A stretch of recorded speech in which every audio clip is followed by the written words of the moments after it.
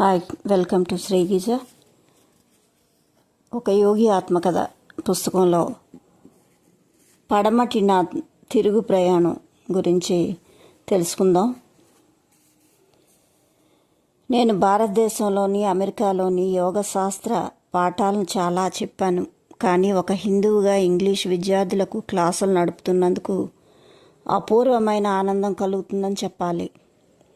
నా London class విద్యార్థులు ప్రశంసాపూర్వకంగా నవ్వారు. రాజకీయ సంక్షోభాలేమీ లేని మా యోగ శాంతికి భంగపరచలేదు. భారతదేశం ఇప్పుడు పవిత్ర స్మృతి మాత్రమే అయింది. అది 1936లో సెప్టెంబర్ నెల లండన్లో ఉపన్యాసం ఇస్తానని 16 నెలల క్రితం ఇచ్చిన మాట నిలబెట్టుకోవడానికి ఇప్పుడు నేను లండన్ వచ్చాను. ఇంగ్లాండ్లో కూడా అమరమైన యోగ సందేశాన్ని అందుకోవాలన్న ఉత్సుకతతో ఉంది. పత్రికా విలేకరులు, న్యూస్ రీల్ కెమెరామ్యాన్లు గ్రాన్ వెనార్ హౌస్లో నా బసకు వచ్చి ముసిరేశారు. వరల్డ్ ఫెలోషిప్ ఆఫ్ ఫెయిల్స్ తాలూకా బ్రిటిష్ జాతీయ మండలి వాళ్ళు వైట్ఫీల్డ్ కాంగ్రిగేషన్ చర్చిలో సెప్టెంబర్ 29న ఒక సమావేశం ఏర్పాటు చేశారు. ఆ సమావేశంలో నేను మైత్రీ భావం మీద విశ్వాసం నాగరికతను ఎలా రక్షిస్తుంది అన్న బరువైన విషయం మీద మాట్లాడాను. మైత్రీ భావం మీద విశ్వాసం నాగరికతకు ఎలా రక్షిస్తుంది అన్న బరువైన విషయం మీద మాట్లాడాను.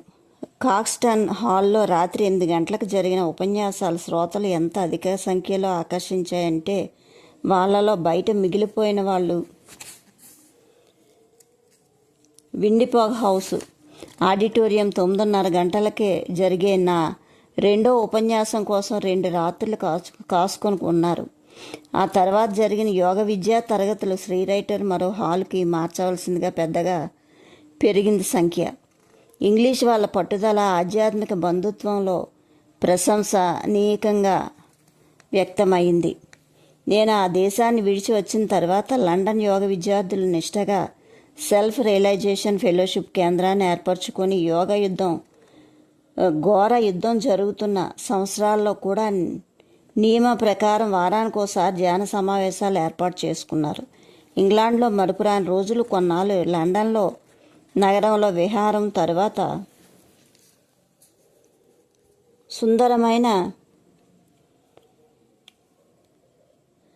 సుందరమైన పల్లె ప్రాంతాల సందర్శన, బ్రిటిష్ చరిత్రలో నిలిచిపోయిన మహాకవులను, వీరులను జన్మస్థలాలు, సమాధులు చూడ్డానికి నేను శ్రీరైటర్ నమ్మకంగా పనిచేసే పోర్టు కారునే ఉపయోగించాం.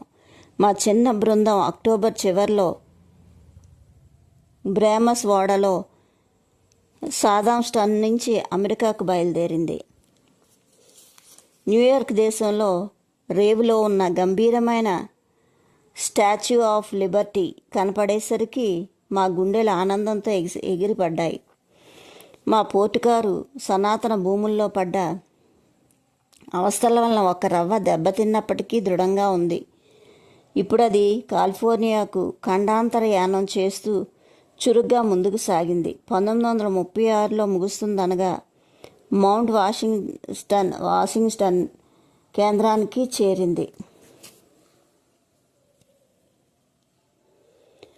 లాస్ ఏంజల్లో ప్రతి ఏటా సంవత్సరాంతరం సెలవుల్లో ఉత్సవాలు జరుపుతాం.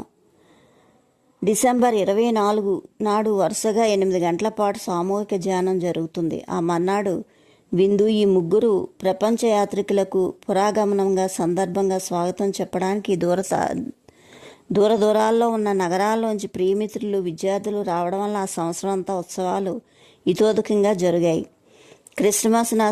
క్రిస్మస్ నాటి విందులో ఈ శుభ సందర్భం కోసం 15,000 మైళ్ళ నుంచి తెచ్చిన నాజూకు వస్తువులు ఎన్నో ఉన్నాయి. కాశ్మీర్ నుంచి గుచ్చి పుట్టగొడుగులు, డబ్బాలో పెట్టిన రసగుల్లాలు, మామిడి తాండ్ర, అప్పడాలు, ఐస్ క్రీం గుబాలింపుల కోసం వేయడానికి తెచ్చిన కెనడా పూల నూనె. ఆనాటి సాయంత్రం మేము కళ్ళు మిరుమిట్లు గొలిపే ఒక పెద్ద క్రిస్మస్ చెట్టు చుట్టూ చేరాం. దానికి దగ్గరలోనే సుగంధం వెదజల్లే సైప్రన్ కొయ్య దొంగలతో మండుతున్న నిప్పుగూడు ఉంది. ఒక కానుకలు అందించే సమయం నేల 4 చెరగుల నుంచి తెచ్చిన కానుకలు పాలస్తీనా, ఈజిప్టు, భారతదేశము, ఇంగ్లాండ్, ఫ్రాన్స్, ఇటలీ దేశాల నుంచి తెచ్చినవి. అమెరికాలో ప్రేమాస్పదుల కోసం ఉద్దేశించిన ఈ నిధుల్ని ఏ దొంగ చేతికి చిక్కకుండా కాపాడడం కోసం వాటిని భద్రత కోసం పరిచిన పెట్టెల్ని ప్రతి విదేశపు కూడలిలోని శ్రీరైటర్ ఎంత శ్రమ తీసుకున్నారో లెక్క పెడుతూ ఉండేవాడో ఎంత శ్రమ తీసుకొని లెక్క పెడుతూ ఉండేవాడో.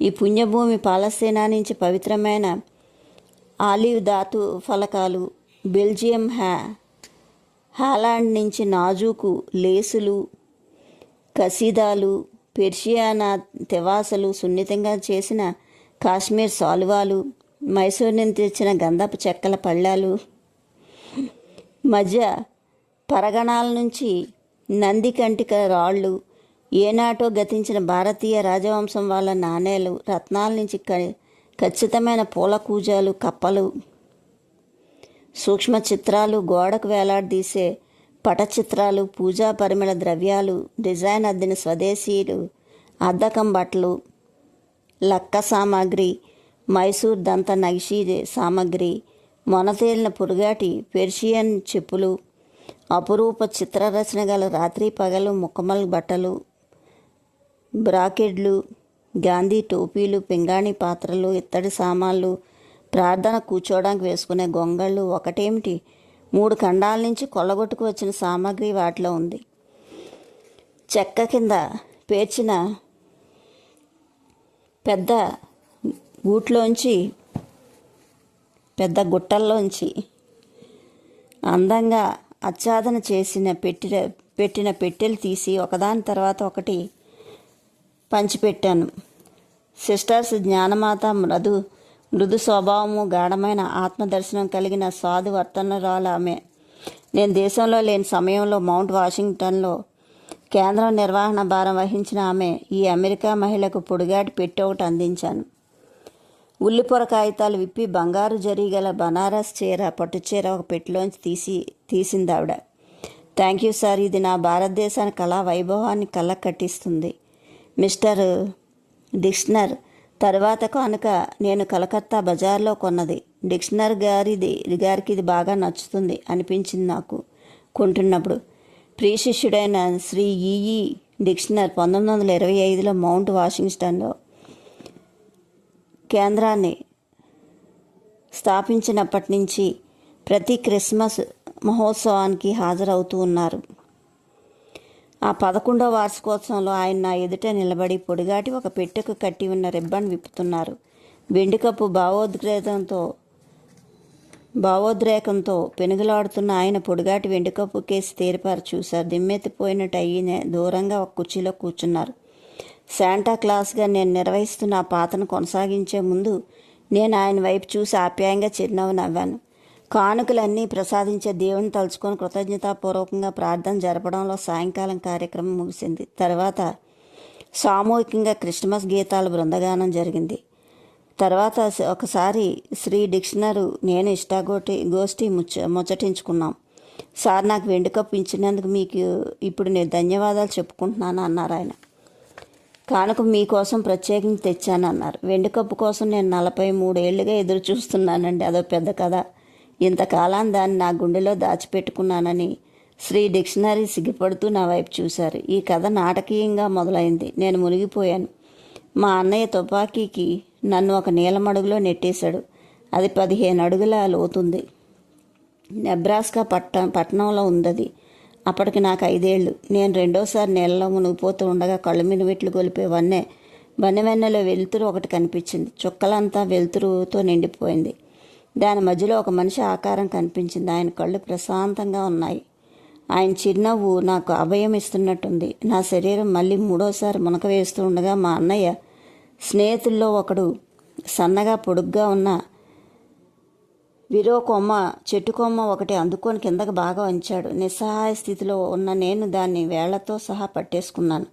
పిల్లలందరూ కలిసి నన్ను ఒడ్డుకెక్కించి ప్రథమ చికిత్స చేశారు. 12 ఏళ్ళ తర్వాత 15 ఏళ్ల తర్వాత నేను మా అన్నయ్యతో కలిసి షికాగో వెళ్ళాను. 1993 సెప్టెంబర్ నెలది. వరల్డ్ పార్లమెంట్ ఆఫ్ రిలీజియన్స్ అన్న మహాసభలు జరుగుతున్న రోజులవి. ఒక పెద్ద వీధిలో నేను అమ్మ కలిసి వెళ్తూ ఉండగా నేను మళ్ళీ ఉజ్వలమైన ఒక పెద్ద మెరుపు చూశాను. మాకు కొన్ని అడుగుల ముందు నింపాదిగా నడుస్తూ వెళ్తున్నారు ఆయన ఒకరు కనిపించారు. కొన్నాళ్ళ క్రితట నాకు అంతర్దర్శనంలో కనిపించిన వారు ఆయనే. ఒక పెద్ద సభామందిరం చేసి గుమ్మం దాటి అదృశ్యమయ్యారు. అమ్మ నేను మునిగిపోతున్న సమయంలో కనిపించింది ఆయనే అమ్మ అని అరిచాను. అమ్మ గబగబా భవనంలోకి చొరబడ్డారు. ఆయన ఉపన్యాస వేదిక మీద కూర్చున్నారు. ఆయన భారతదేశం నుంచి వచ్చిన స్వామీజీ వివేకానంద గారు అని త్వరలో తెలుసుకున్నాం. ఆయన చేత ఆత్మోత్తేజం కలిగించే ప్రసంగం చేసిన తర్వాత ఆయన కలుసుకోవడానికి నేను ముందుకు వెళ్ళాను. అప్పటికే మేము పాత స్నేహితులు అయినట్టు ఆయన నా వైపు చూసి మృదుమధురంగా చిరునవ్వు నవ్వారు. నేను చిన్నవాడిని అవ్వడం వల్ల నా మనసులో ఉన్న భావాలను ఎలా చెప్పాలో తెలియలేదు. కానీ ఆయన నాకు గురువుగా ఉంటారని, ఆయనే చెప్తారని ఆశపడ్డాను. ఆయన నా ఆలోచన పసిగట్టారు. కాదు నాయన, నేను నీ గురువుని కాదు. అందమైన కళ్ళతో నా కళ్ళల్లో గుచ్చుగుచ్చి చూశారు ఆయన వివేకానంద గారు. నీ గురువు గారు తర్వాత వస్తారు, ఆయన నీకు వెండి కప్పు ఇస్తారు అన్నారు. తర్వాత కొంతసేపు ఆగి చిరునవ్వు నవ్వుతూ, నువ్విప్పుడు భరించగల వాటికంటే అధికంగా ఆశీస్సులు కురిపిస్తాడు ఆయన అన్నారు. మరి కొద్ది రోజుల్లో నేను షికాగో నుంచి వచ్చేసాను అంటూ చెప్పసాగారు శ్రీ డి కిన్సన్. వివేకానంద అనే మహా వ్యక్తిని నేను మళ్ళీ ఎన్నడూ చూడలేదు. కానీ ఆయన పలికిన ప్రతి పలుకు నా అంతర్చేతనంలో చెరగని అక్షరాల్లా ముద్రపడిపోయింది. ఏళ్ళు గడుస్తున్నాయి, కానీ నా గురువులు ఎవరో కనిపించలేదు. 1925లో ఒకనాటి రాత్రి నా గురువుని పంపమని ప్రభువుని గాఢంగా ప్రార్థించాను. కొన్ని గంటల తర్వాత శ్రావ్యమైన మృదుమధుర సంగీతంతో ధ్వనులతో నాకు మెలకు వచ్చింది. పిల్లన గ్రోవులు, ఇతర వాద్య పరికరాలు పట్టుకున్న దేవతల బృందం ఒకటి నాకు కనిపించింది కంటికి. గాలిలో దివ్య సంగీతం నింపుతూ దేవతలు మెల్లగా అదృశ్యమయ్యారు. మరుసటి నాటి సాయంత్రం మొట్టమొదటిసారిగా ఇక్కడ లాస్ ఏంజల్లో మీ ఉపన్యాసం ఒకటి విన్నాను. దేవుడు నా ప్రార్థన మన్నించాడని అప్పుడు తెలుసుకున్నాను. ఇద్దరం ఒకరివైపు ఒకరు చూస్తూ మౌనంగా చిరునవ్వు నవ్వుకున్నాం. ఇప్పటికి 11 ఏళ్ల బట్టి నేను మీ క్రియాయోగ శిష్యుడిని అంటూ కొనసాగించారు శ్రీ డి కిన్సన్. అప్పుడు అతను ఆ వెండి కప్పు సంగతి తలుచుకునేవాడిని.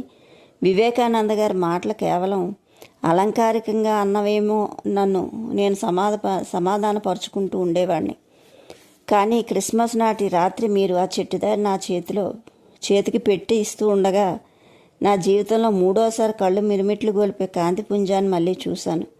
మరుక్షణంలో నా గురువుగారు ఇచ్చిన కానుక 43 సంవత్సరాల కిందటే వివేకానంద గారు భవిష్యత్ దర్శనం చేసిన కానుక వెండి కప్పు నా కంట కనపడింది. Okay master, like, share, subscribe. Thank you.